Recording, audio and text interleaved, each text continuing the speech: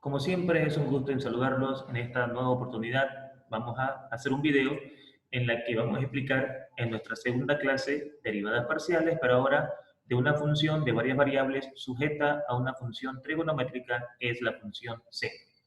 Cuando me piden encontrar las derivadas parciales de una función de varias variables, se están refiriendo a que debo encontrar la derivada parcial de la función con respecto de x y luego la derivada parcial de esa función con respecto de y si la función estuviese, ¿no es cierto?, expresada en variables x, y.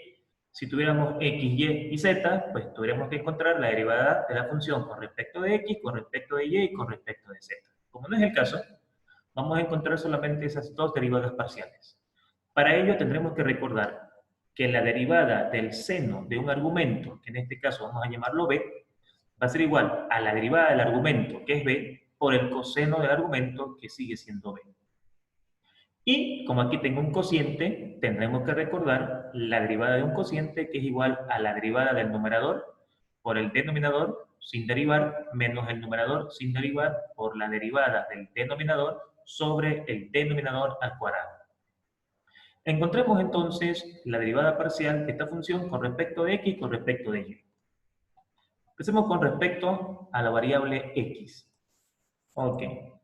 Entonces, aplicando la fórmula, la derivada de la función z con respecto de x, como acá hay una función trigonométrica que es el seno, eso nos dice de que yo debo derivar el argumento y debo multiplicarlo por el coseno del mismo argumento, que en este caso es x al cuadrado sobre y al cubo.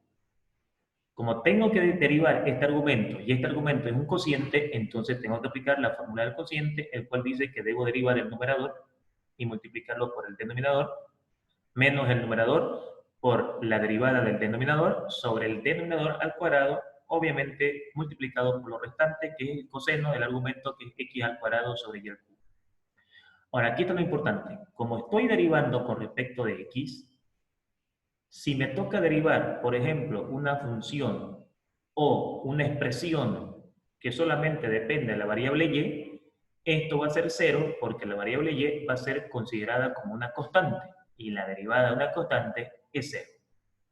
¿Y eso por qué es importante? Porque acá, por ejemplo, yo estoy derivando esta expresión, no esta de acá. Por lo tanto, la derivada de x al cuadrado es 2x y ese 2x va a multiplicar ahí al cubo. Pero en este caso estoy derivando con respecto de y, mientras que la pregunta es con respecto de x. Así que esto es una constante y la derivada de una constante es 0 y 0 por x al cuadrado es 0. Quedándome entonces esta expresión de acá, que es 2x y al cubo sobre y a la sexta, porque y al cubo al cuadrado es y a la sexta. Por el coseno del argumento que es x al cuadrado sobre y al cubo. Aquí puedo simplificar la variable y, aquí tengo un y al cubo, aquí tengo un y a la sexta, que haciendo una reducción en esa parte me va a quedar 2x sobre y al cubo, ya que aquí tengo 6 y acá tengo 3, y sabemos de que de estos 6 estamos perdiendo 3, quedándome entonces acá el cubo. Por lo tanto, la derivada de esta función respecto de x es 2x sobre y al cubo por el coseno de x al cuadrado sobre y al cubo. A la hora de hacer la derivada con respecto de y, aplicamos el mismo procedimiento. Aquí está, debo derivar el argumento por el coseno del argumento. Bueno, la derivada del argumento sigue siendo un cociente, derivada de x al cuadrado por y al cubo, es decir, el numerador por el denominador sin derivar, menos el numerador por la derivada del denominador sobre el denominador elevado al cuadrado. Y esto multiplicado por el coseno del argumento. En este caso, aquí tengo que derivar respecto de x, pero me acuerdo que lo estoy haciendo respecto de y. Entonces ahora la x es una constante, actúa como una constante, y la derivada de una constante es 0, y 0 por y al cubo es 0.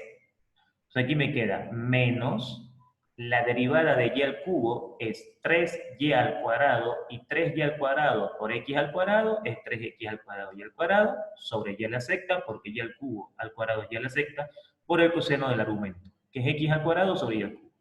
Acomodando mi expresión, aquí tengo un y a la sexta, aquí tengo un y al cuadrado, lo cual por simplificaciones me va a quedar y a la cuarta, tengo 6 y estoy perdiendo 2, entonces me queda y a la cuarta, y por lo tanto me va a quedar menos 3x al cuadrado sobre y a la cuarta por el coseno del argumento que es x al cuadrado sobre y al cubo, y listo. Hemos encontrado las derivadas parciales de la función, de esta función, respecto de x, que es lo que ves acá, y respecto de y, que es lo que ves acá. Bien, para que tú pongas en práctica lo aprendido en esta clase, aquí te dejo ejercicios para que tú, con lo aprendido acá, puedas resolver el problema 1, el problema 2, 3 y 4 sucesivamente. Bien, damas y caballeros, como siempre, esperando de que este video haya sido de entendimiento para ustedes, me despido muy atentamente con la seguridad de que han entendido el procedimiento y las fórmulas que hay que ocupar para llegar a la derivada parcial de una función respecto del seno, con respecto a x y con respecto a y. Como siempre, agradecerte por tu atención y que tengas un excelente día.